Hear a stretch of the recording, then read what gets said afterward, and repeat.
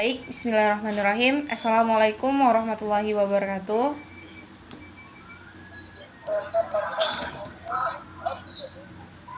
Alhamdulillahirabbil alamin wassalatu wassalamu ala asrofil anbiya'i wal mursalin wa ala alihi washabbihi rasulillahi ajmain. Allahumma shalli ala sayyidina Muhammad wa ala ali sayyidina Muhammad.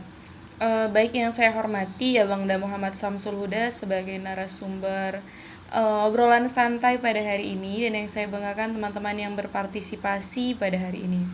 Puji syukur kehadirat Allah yang Maha Kuasa, yang mana kita masih diberikan nikmat kesehatan, keselamatan, dan kesempatan sehingga kita dapat melaksanakan obrolan santai dengan tema tips dan trik berwirausaha di masa pandemi.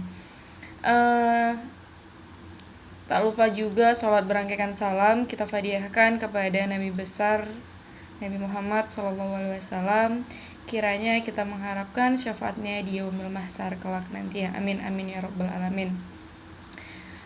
Baik, langsung saja. Di sini saya Wenda Isnani Mandasari selaku moderator obrolan santai pada sore hari ini.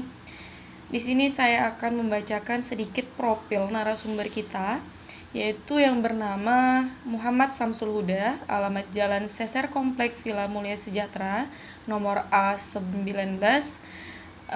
Beliau bergerak di bidang usaha alat rumah tangga, herbal, tanaman, dan sayur online. Baik, langsung saja untuk mempersingkat waktu kepada Abangda Muhammad Samsul Huda, saya persilahkan untuk menyampaikan tips dan trik berwirausaha di masa pandemi, dan bisa juga untuk cerita tentang usahanya. Pada Bangda, saya persilahkan. Warahmatullahi wabarakatuh. Waalaikumsalam warahmatullahi wabarakatuh. Jadi, perkenalkan, nama saya Muhammad Syamsul Huda. Yang kalau kita dibilang itu dagang online ya kan. Karena sekarang di market digital kalau nggak salah 4.0 ya sekarang. Jadi semuanya udah serba digital. Kita bisa menjual banyak dari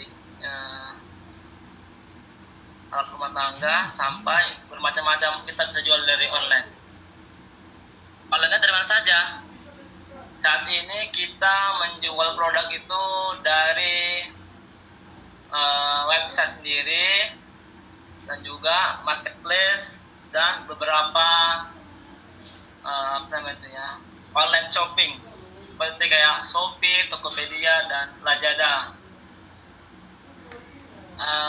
Untuk di zaman digital sekarang ini, untuk kita mau berwirausaha itu lebih mudah ya. Apalagi kayak anak muda sekarang sudah punya HP, minimal punya HP Android lah.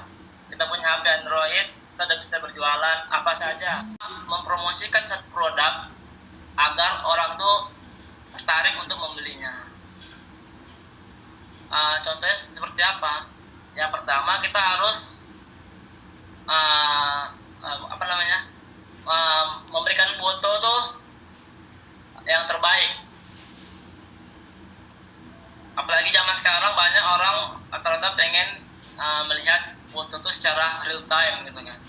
Tapi kalau kita punya handphone Android, kita tuh bisa membuat produk kita itu yang awalnya seperti biasa aja bisa menjadi istimewa dengan menggunakan beberapa aplikasi edit foto di HP kita kan. Lagi kalau misalnya kita sudah pandai, ada kita punya laptop atau komputer, punya Photoshop atau Corel Draw, itu lebih baik lagi untuk membuat produk kita menjadi lebih baik. Kedua, kita harus juga pandai menjelaskan produk kita itu. Maksudnya istilahnya itu copywriting, membuat kayak semacam branding ke produk itu. Kenapa kita harus beli gitu maksudnya? Kenapa kita harus beli produk ini? Karena bla bla bla bla bla. Ya, itu yang harus kita pikirkan. Saat ini ya, untuk kita berjualan online itu sangat besar sekali ya kan. Apalagi zaman sekarang ini semua bisa kita beli di online. lagi tiduran, misalnya kita pengen beli bakso, bisa dari GoFood atau GrabFood gitu kan. Kita pengen misalnya beli itu apa namanya bedak gitu kan, bisa aja beli dari Shopee atau Lazada. Nah, kenapa mereka bisa berjualan? Kita tidak. Karena kenapa mereka bisa? Kita sebenarnya harus bisa juga berjualan seperti itu. Di belakang, Kak. Lagi kalau kita Iya, Kak, ke belakang aja, Kak. mengenal seperti kayak Lazada, Shopee dan lain-lain, kita juga bisa menjadi dropship. Misalnya kita nggak ada barang, contohnya kan. Dropship itu apa? Jadi kita hanya mengambil foto dari toko tersebut untuk kita jual lagi gitu. Dengan harga yang lebih mahal dari toko tersebut. Contohnya misalnya kita mau berjualan kosmetik gitu kan, kalau perempuan itu misalnya kita mau jual bedak, misalnya di toko itu harganya sekitar 20.000, kita jual aja di toko kita itu dengan harga 80.000. Kenapa mahal? Karena kan kita kan membelinya bisa dari seluruh Indonesia. 80.000 itu kita harus menghitung biaya kita beli sama biaya ongkir kalau kita mau jadi dropship. Jadi kita harus jual lebih mahal dari harga toko itu.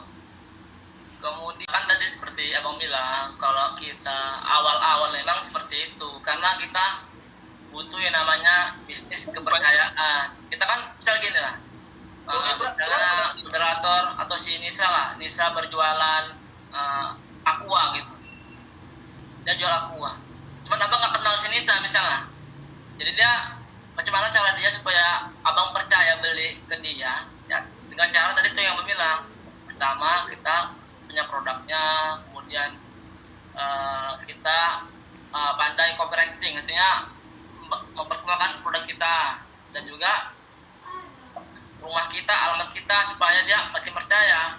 Nah gitu. Berarti menerapkan 6P ya, Bang? Apa? Menerapkan 6P, people, price, promotion, kemudian apa lagi ya? Pokoknya itulah ya, Bang. Nah ya itulah, kira-kira seperti itu. Karena kan gini, kalau kita mau beli online itu kan kita harus tahu itu di mana tokonya, apa yang dijualnya, siapa yang menjualnya. Jadi kalau orang udah tahu, oh si Anu jualan ini gitu, dan juga konsisten, itu harus konsisten. Jangan nanti kan gini, misalnya kita awal mulanya dari berjualan kurma, misalnya kan belum puasa gitu, setelah habis kurma kita nggak jual lagi gitu, sampai beberapa tahun kemudian. Jadi orang pas saat mencari kurma itu udah nggak ada lagi, jadi orang kurang percaya. Kalau bisa walaupun tinggal sedikit kita jelaskan dengan baik dan benar, bahwasanya kita masih berjualan, cuma stok kita sedang tidak ada, atau kita kasih solusi yang lain gitu. Kalau dia mau seperti free order, seperti pengalaman abang lah, rata-rata orang tidak mau nggak mau free order gitu kan, pokoknya langsung begitu ada. Nah, kalau kayak abang sini misalnya dia masih di kota Medan, kalau dia mau COD bisa kita COD kan dengan cara ada beberapa aplikasi, ini kan aplikasi aplikasi kurir yang bisa dia ngantar hari ini juga gitu. Nah kemudian jika dia di luar kota, dari kota Medan, kita menggunakan namanya marketplace seperti kayak Shopee, Lazada atau sejenisnya, supaya dia bisa belanja secara COD. Karena kadang orang takut uang udah dibayar barang nggak ada, namanya gitu ya.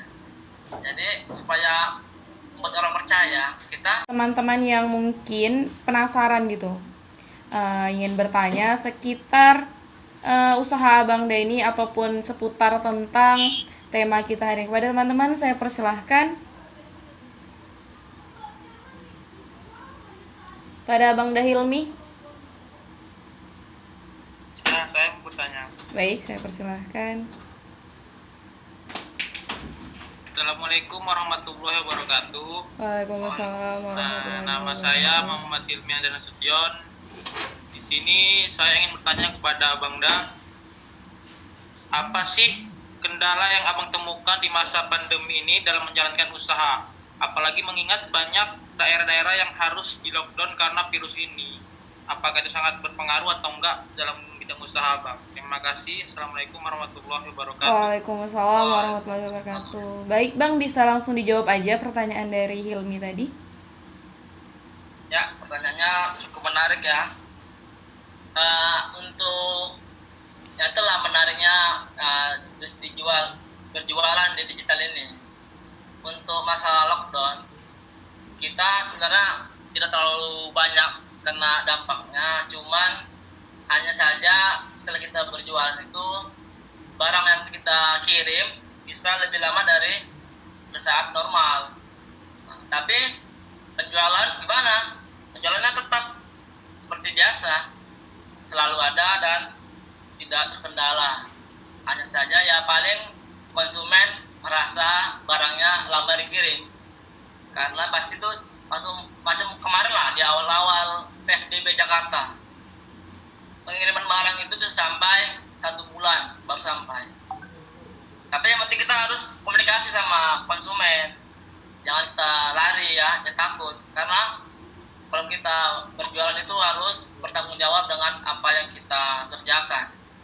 Jadi harus selesaikan apa yang kita jual itu sama konsumen, jangan lari, intinya gitulah. Dan beri keterangan sejujur-jujurnya. Jadi untuk kendala ya saya rasa nggak terlalu berpengaruh besar ya, karena hanya itu doang lah paling, hanya di masalah Pendistribusian ya Bang. karena kita menggunakan apa namanya itu ekspedisi seperti JNT gitu kan, bukan seperti yang lain, jadi tidak terlalu berpengaruh, saya rasa gitu.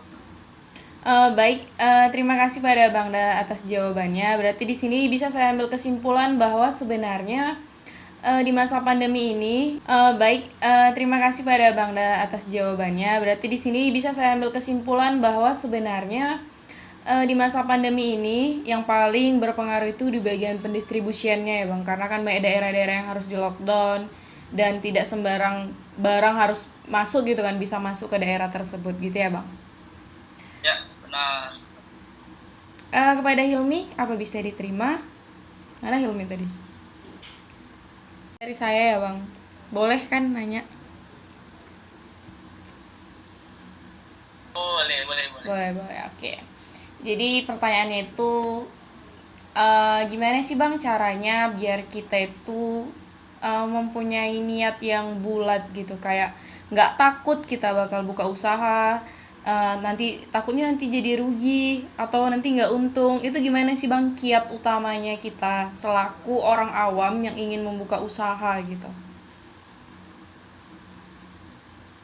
Ya, memang pasti pada saat kita ingin menjadi pengusaha itu pasti kita takut bahwasanya usaha itu akan rugi kan. Iya. Tapi sebenarnya kita harus percaya kan sama Allah. Kita kan semua ini Islam semua nih kan. Iya, alhamdulillah Bang, Islam. Jadi kita dalam agama Islam itu kita harus percaya rezeki itu tidak akan tertukar walaupun 1 perak.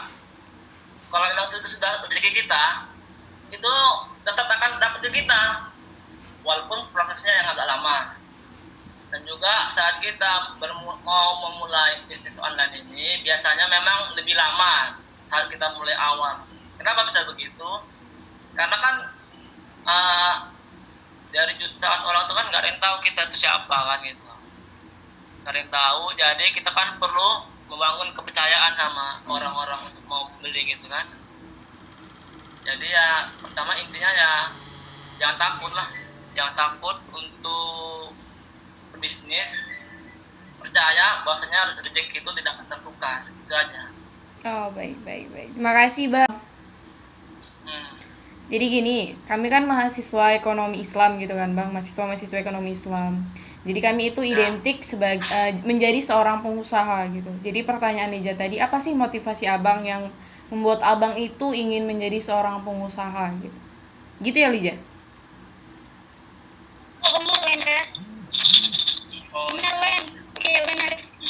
Ya gitu Bang. Silahkan Bang dijawab. Gitu ya.